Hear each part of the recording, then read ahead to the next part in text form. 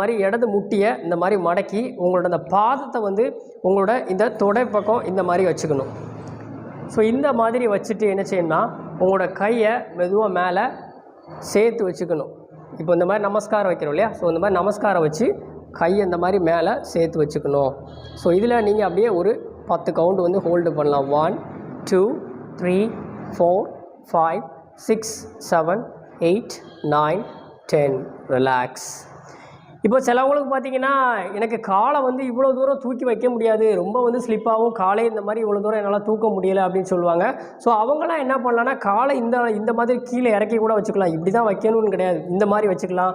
இல்லை எனக்கு ஆரம்பத்தில் கையை வந்து இந்த மாதிரி தூக்கி வச்சு பண்ண முடியாது, ரொம்ப வந்து பேலன்ஸ் இல்லை, ஸோ அப்படின்னு சொல்கிறவங்க கையை இந்த மாதிரி வச்சு பழகலாம். ஸோ இந்த மாதிரி ஒரு காலில் வந்து நீங்கள் என்ன செய்யணும் அப்படின்னா ஸோ நின்று பார்க்கணும். ஸோ காலையிலையும் நீங்கள் சாயங்காலம் இந்த மாதிரி செஞ்சு பார்த்தீங்கன்னாலும் உங்களோட கான்சன்ட்ரேஷன் வந்து